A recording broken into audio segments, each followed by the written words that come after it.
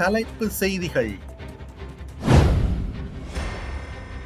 அவசரகால சட்டம் இனியும் நீடிக்கப்பட மாட்டாது, அரசாங்கம் அறிவிப்பு. பேருந்து கட்டணம் 12% அதிகரிப்பு. தொலைபேசி மற்றும் மடிக்கணினியின் கடவுச்சொற்களை வழங்குமாறு சலேக்கு நீதிமன்றம் உத்தரவு. வவுனியா மாநகர முன்னாள் மேயர் உள்ளிட்ட 4 கைது செய்ய நீதிமன்றம் உத்தரவு. அமெரிக்கா ஈரான் இடையே மறைமுக பேச்சுவார்த்தைகள் ஆரம்பம். விரிவான செய்திகள். டித்வா அனர்த்தத்தை அடுத்து நாட்டில் பிரகடனப்படுத்தப்பட்டிருந்த அவசர கால சட்டம் இந்த மாதத்திலிருந்து மேலும் நீடிக்கப்பட மாட்டாது என அரசாங்கம் அறிவித்துள்ளது. நேற்று புதன்கிழமை வாராந்த அமைச்சரவை தீர்மானங்களை அறிவிக்கும் ஊடகவியலாளர் மாநாட்டில் அமைச்சரவை பேச்சாளர் அமைச்சர் நலிந்த ஜெயதிச இதனை தெரிவித்துள்ளார். டித்வா அனர்த்தத்தின் பின்னர் ஜனாதிபதி அனுரகுமார திசாநாயக்க எதிர்க்கட்சி தலைவர் உள்ளிட்ட எதிர்க்கட்சியின் ஏனைய உறுப்பினர்களுடன் விசேட கலந்துரையாடலில் ஈடுபட்டார். அதற்கமைய அவசர கால சட்டம் பிரகடனப்படுத்தப்பட்டது.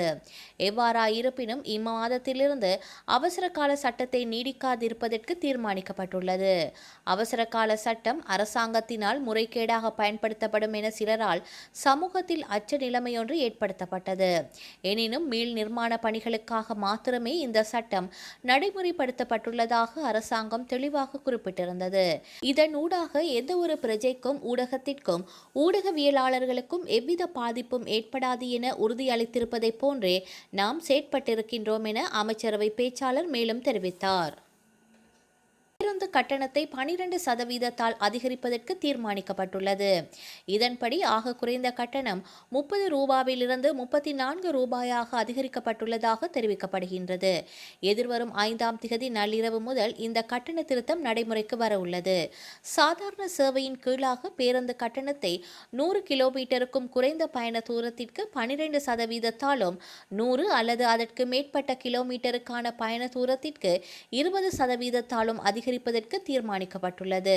அதே நேரம் சொகுசு பேருந்துகளுக்கான கட்டணத்தை முதல் 100 கிலோமீட்டருக்கான பயண தூரத்திற்கு 12%, 100 கிலோமீட்டருக்கும் அதிக பயண தூரத்திற்கு 15% அதிகரிக்கப்பட்டுள்ளது. அரசு புலனாய்வு பிரிவின் முன்னாள் தலைவர் ஓய்வு பெற்ற மேஜர் ஜெனரல் சுரேஷ் சலே மேலதிக விசாரணைகளுக்காக தனது தொலைபேசி மற்றும் மடிக்கணினியின் கடவுச்சொற்களை குற்றப்புலனாய்வு திணைக்களத்திடம் ஒப்படைக்குமாறு உத்தரவிடப்பட்டுள்ளது. கொழும்பு கோட்டை நீதவான் நீதிமன்றம் நேற்று இந்த உத்தரவை பிறப்பித்துள்ளது. உயிர்த்த ஞாயிறு பயங்கரவாத தாக்குதல் தொடர்பான விசாரணைகளுக்கு அமைவாக சுரேஷ் சலே கடந்த பிப்ரவரி மாதம் 25ஆம் திகதி குற்றப்புலனாய்வு திணைக்களத்தினரால் கைது செய்யப்பட்டார். அதனைத் தொடர்ந்து குற்றப்புலனாய்வு திணைக்களத்தின் தடுப்பு காவல் உத்தரவின் கீழ் அவரிடம் விசாரணைகள் ஆரம்பிக்கப்பட்டன. இதேவேளை தமக்கு எதிரான விசாரணைகளிலிருந்து குற்றப்புலனாய்வு திணைக்களத்தின் பணிப்பாளரை நீக்குமாறும் தான் தடுத்து வைக்கப்பட்டுள்ள இடத்தை மாற்றுமாறும் கோரி சுரேஷ் சலே உணவு தவிர்ப்பு போராட்டத்தை ஆரம்பித்திருந்தார். இதன்போது அவரது ஆரோக்கிய நிலை நாளுக்கு நாள் மோசமடைந்ததுடன் கடந்த ஜூன் மாதம் 27ஆம் திகதி அவர் மாரடைப்பு நிலைமைக்கு முகம் கொடுத்தார். அதன்படி சுரேஷ் சலே சிகிச்சைக்காக கொழும்பு தேசிய வைத்தியசாலையில் அனுமதிக்கப்பட்டதுடன் தற்போது வரை இதய நோய் பிரிவில் சிகிச்சை பெற்று வருகின்றார்.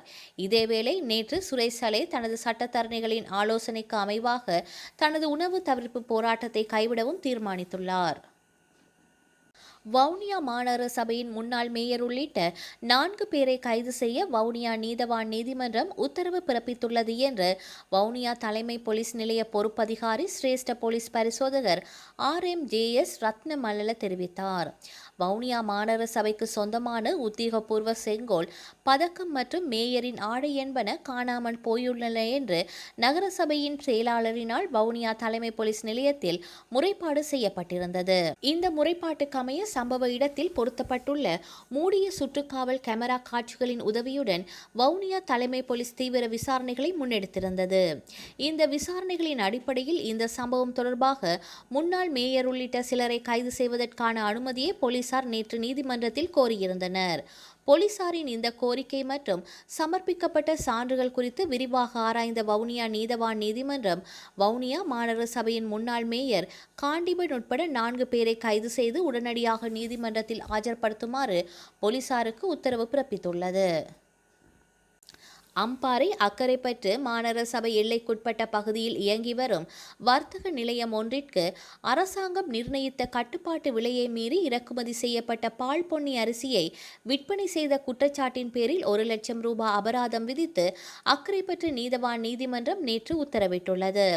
அம்பாறை மாவட்ட நுகர்வோர் அலுவல்கள் அதிகார சபையினால் தாக்கல் செய்யப்பட்ட வழக்கின் விசாரணையின் போது 2 கிலோகிராம் இறக்குமதி செய்யப்பட்ட பால் பொன்னி அரிசி பொதியை அரசாங்கம் நிர்ணயித்த கிலோ ஒன்றிற்கான 255 ரூபாய் கட்டுப்பாட்டு விலையை விட அதிக விலைக்கு விற்பனை செய்தமை நீதிமன்றத்தில் நிரூபிக்கப்பட்டது.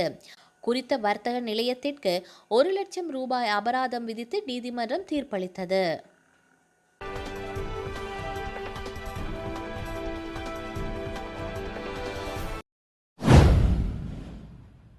கத்தார் நாட்டில் அமெரிக்கா மற்றும் ஈரானிடையே மறைமுக பேச்சுவார்த்தைகள் நடைபெற்று வருவதாக தெரிவிக்கப்பட்டுள்ளது.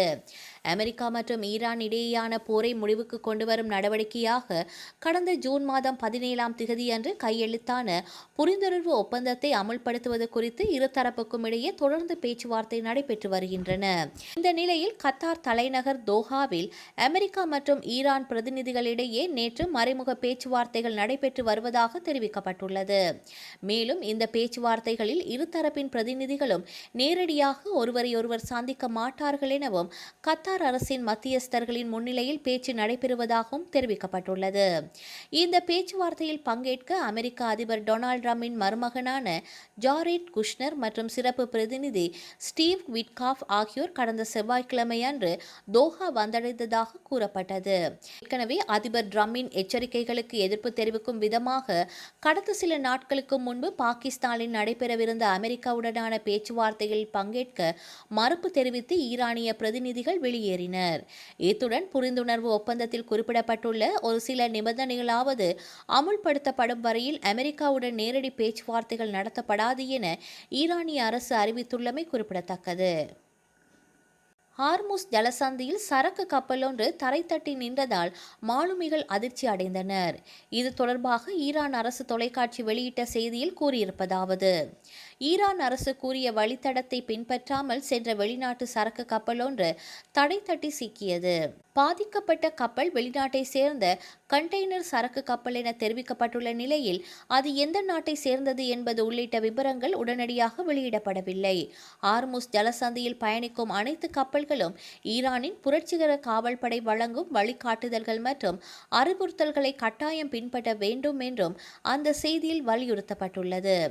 ஈரான் அமெரிக்கா இடையே ஏற்பட்ட இடைக்கால ஒப்பந்தத்தின்படி ஹார்முஸ் ஜலசந்தி வழியாக கப்பல்கள் தடையின்றி அனுமதிக்கப்பட வேண்டும் என்று அமெரிக்கா கூறி வருகிறது.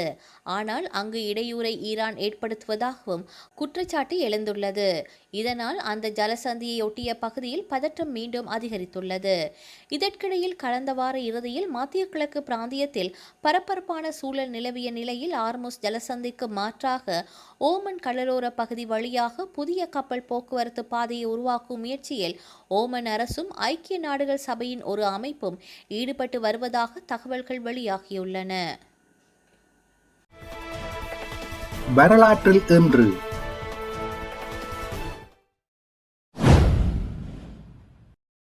1934 ஜெர்மனியில் நீள் கத்திகளுடைய இரவு படுகொலைகள் முடிவுக்கு வந்தது.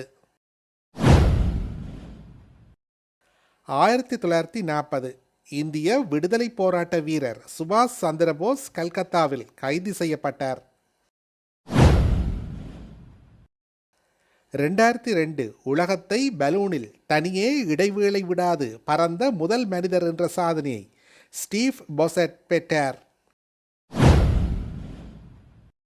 2016 பாக்தாத்தில் இடம்பெற்ற தற்கொலை தாக்குதலில் 341 பேர் உயிரிழந்தனர். செய்திகளை உடனுக்குடன் தெரிந்து கொள்ள உடனே சப்ஸ்கிரைப் செய்து பெல் பட்டனை கிளிக் பண்ணவும்.